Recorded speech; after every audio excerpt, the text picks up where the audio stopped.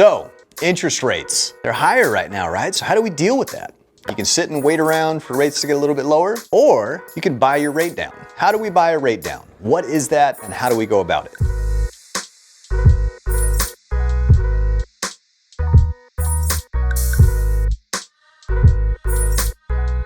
This is actually a question that came up the other day when I was talking with a client, because when I quoted them their interest rate, they had, same reaction that most people do when I tell them that it's 7.5%.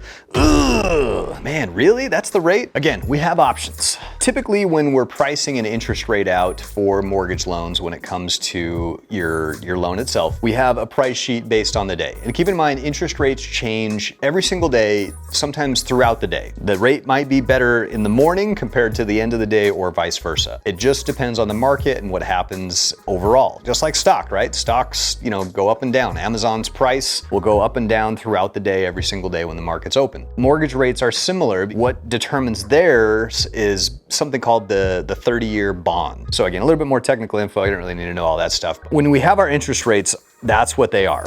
And so if you want a lower rate, you have a couple of different options. There's something called a permanent buy down, or there's a temporary buy down. So I've made videos in the past regarding the 2-1 buy down program, which is insanely popular right now with our current interest rates. What it does is just like it says, it temporarily buys down the interest rate for a period of 1 or 2 years. So for example, a 2-1 buy down means the interest rate is 2% lower for the first year, 1% lower for the second year, and in years 3 through 30, it goes to that fixed rate. And again, you can always refinance at any time to get a lower rate if rates drop. And that's kind of what we're all expecting, right? Inflation has been at all-time high, and that's causing interest rates to be a little bit higher right now. So a way to counteract that is by one, doing that temporary buy down, which will allow you to get a lower interest rate for that first year in hopes that interest rates will drop and you can refinance and get a lower rate. The other option is a permanent buy down. A permanent buy down is exactly what it says. You're paying points, or you're paying an additional fee to get your interest rate lower than the standard market rate. Now, this can also be advantageous. Again, depending on what your long-term plans are with the property. If you know you're gonna be there for the next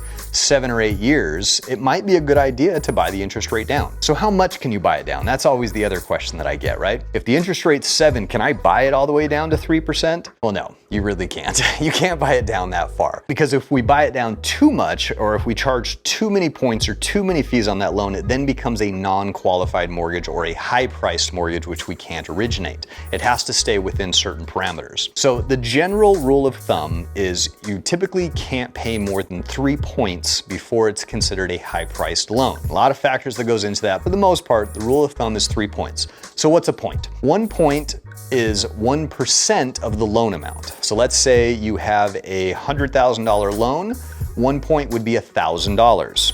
$200,000 loan, $2,000. See where I'm going with this? The more points that you're paying to get a lower rate, the more you're gonna be paying out of pocket. However, as I've mentioned in previous videos, we are in a very unique time right now where sellers are willing to pay things like seller concessions, which really just means that the seller is willing to pay for your closing costs. You have enough money saved up for your down payment and your closing costs, it still is a good idea to negotiate the seller to pay for some seller closing costs if the opportunity is there. Because then what we can do, instead of paying just your regular closing costs that go towards, your standard loan stuff, you can take that money and use it for a rate buy down. In fact, I just did this a couple weeks ago. I had a client who had some seller concessions. We actually used all of them. We had not enough fees to use up this entire concession. Instead of just letting that money go to waste, we decided to buy the interest rate down. We wanted to make it more expensive because the buyer wasn't the one paying for it. The seller was the one paying for the closing costs.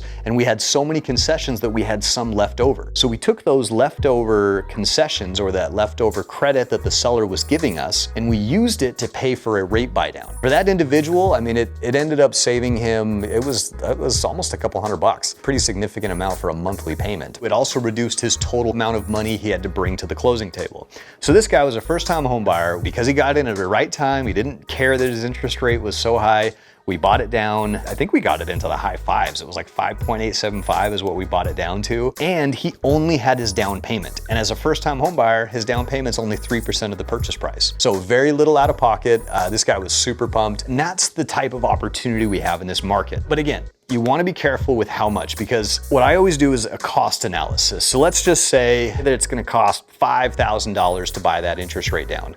Well, if that $5,000 cost is only gonna save you 50 bucks a month, does that really make sense? What is your break-even point? How many months is it going to take to recoup that? Will rates be lower after or before then? So these are all the things you want to look at when looking to do a permanent buy down. If interest rates are going to drop in a year and it's going to take you 3 years to recoup the cost of buying that rate down, it may not make sense to do it because you're going to end up losing that money when you refinance. So you always want to look at the break-even dates. A licensed loan officer, somebody that knows what they're doing, is going to be able to do that for you. It's really not that hard. But the long story is, yes, you can get a better interest rate than just what is the average rate right now, right? You have options. We don't have to just pick this rate.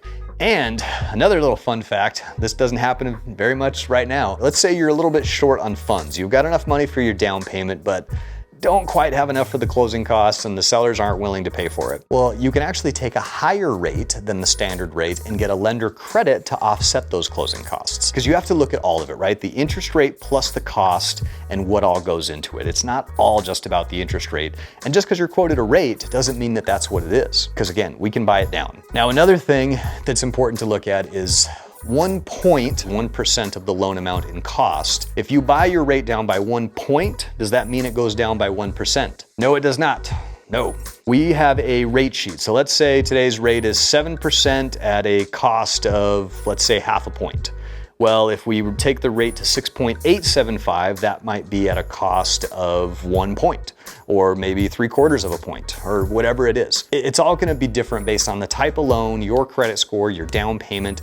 The rates and points are different for everybody. What I always do is once I have your scenario in the system, after I've taken your loan application, I'll let you know. I'll give you some options. I'll be like, here's the rate as is without any points. Here's what it looks like with paying 1 point, 2 point, 3 points. And again, anything beyond 3 points, we really can't do because you're gonna run into that high cost loan, which we won't be able to do. Buying the rate down is a great option if it makes sense. Keep in mind there are costs associated with it. But again, right now we have a market where sellers are willing to pay for closing costs. So if you can get the seller to pay for a rate buy down permanently, that's absolutely the way to go. But again, I don't think these times are gonna last very long. I think we've got probably just a few more months once we get into the summertime and rates do drop officially. It's gonna wake up more buyers, it's gonna create more competition, and sellers are gonna be less willing to pay for closing costs because they're gonna have more people interested in buying homes. There you have it. That's the simple way on how to buy your interest rate down. I feel like a lot of these are tough because it really does just depend. But again, for the most part, good information to have. If you want to look at your specific scenario, just give me a call today. You can apply online and we can figure it all out pretty much same day.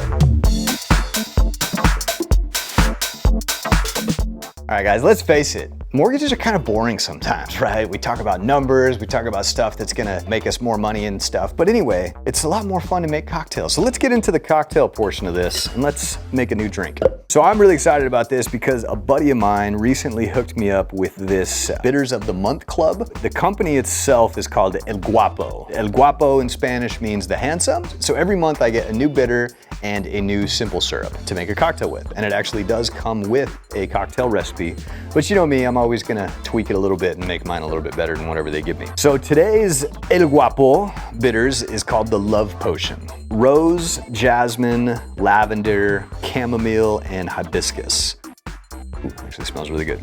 So anyway, we're gonna be having fun with the El Guapo bitters, and then the simple syrup is a rose cordial, so it's a rose flavored syrup. Today's is kind of a play on a French 75. It's another drink, very classic, very popular that I've made before. Again, we gotta take it to the next levels. First thing that it has is my own little version of an infused gin. To make infusions is pretty simple. So this one is a gin that's been infused with pink peppercorns. All I did was take pink peppercorns and I put it in this bottle of gin and I let it soak in there for 24 hours. And then you strain the peppercorn out. Still looks nice and clear, but it's gonna have a little bit of that peppercorn flavor in it. Ooh, wow.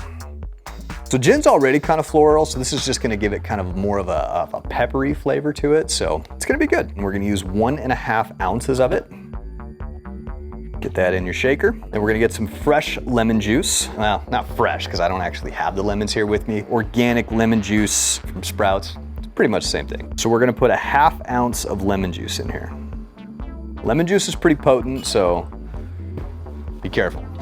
It's very sour. I have this pink lemon liqueur. It's mostly to give it a little bit more lemon, but not as tart, kind of sweeten it up a little bit. A 1/2 ounce of this stuff. And it's gonna make my cocktail pink. Love potion. And then we're gonna do the rose cordial. We're gonna do actually 3/4 of an ounce of this, and this one actually has kind of a pink hue to it as well. So this one is gonna be a pink drink. I'll drink it, but I'm more than likely gonna pass it off to my wife. That's more her style. This Love Potion bitters, it actually wants me to do 5 dashes of this, which normally for bitters you're like 2 or 3, but we're gonna try it with 5. 1, 2, 3, 4, 5. You know what? It smells good. I'm into it. It's gonna be good. I'm gonna shake up our cocktail. Some ice. Jesus. Shake it up.